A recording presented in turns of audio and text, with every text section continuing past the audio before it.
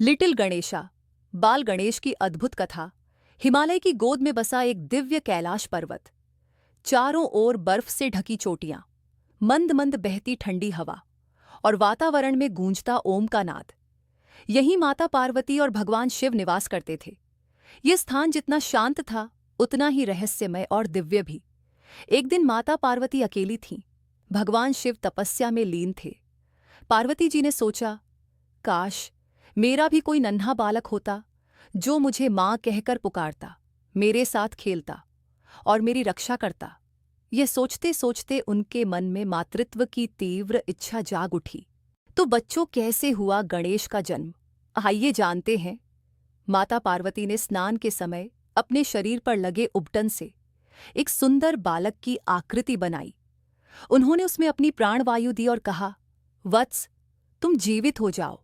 क्षण भर में वह मूर्ति एक सजीव मुस्कुराते बालक में बदल गई। बालक की आंखों में मासूमियत थी, चेहरे पर तेज और होठों पर प्यारी सी मुस्कान। माता पार्वती ने उसे अपने गले से लगा लिया और कहा, तुम मेरे पुत्र हो। तुम्हारा नाम है गणेश। जब तक मैं स्नान करूं, तुम द्वार पर पहरा देना, किसी को भी भीतर मत आने देना। बाल गणेश ने गर्व से सीना तान कर कहा, ठीक है माँ, आपकी आज्ञा मेरे लिए सबसे ऊपर है। तो अब बच्चों, भगवान गणेश बने माता पार्वती के द्वारपाल और भगवान शिव का हुआ आगमन। उधर भगवान शिव तपस्या से लौटे। उन्होंने देखा कि द्वार पर एक बालक खड़ा है। शिव ने प्रेम से कहा, पुत्र, हटो, मैं भीतर जाना चाहता हूँ। बाल गणेश ने हाथ जोड़कर लेकिन दृढ़ स्वर में कहा, क्षमा कीजिए, माँ ने मना किया है। बिना उनकी आज्ञा कोई अंदर नहीं जा सकता। शिव चकित रह गए। ये बालक कौन है जो मुझे ही रोक रहा है? शिव के गणों ने बालक को हटाने की कोशिश की, पर बाल गणेश ने सभी को पराजित कर दिया। अंततः क्रोधित शिव ने अपने त्रिशूल से बालक का सिर अलग कर दिया। जब माता पार्वती बाहर आईं और अपने पुत्र को निर्जीव देखा, तो वे रो पड़ीं। मेरा गणेश, मेरा बच्चा। माता पार्वती के क्रोध से तीनों लोक कांप उठे। उन्होंने कहा, यदि मेरा पुत्र जीवित नहीं हुआ तो यह सृष्टि नष्ट हो जाएगी। भगवान शिव को अपनी भूल का एहसास हुआ। उन्होंने नंदी को आदेश दिया कि उत्तर दिशा में जो पहला जीव मिले उसका सिर लाया जाए।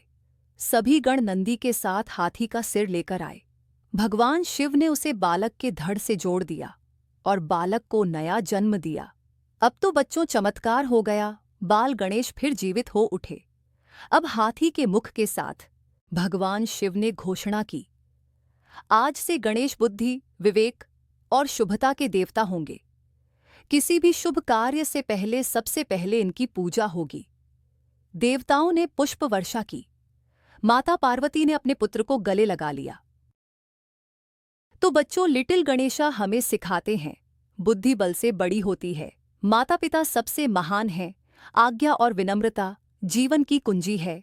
अगर आपको यह कहानी पसंद आई हो तो वीडियो को लाइक करें, शेयर करें और सब्सक्राइब जरूर करें। जय श्री गणेश।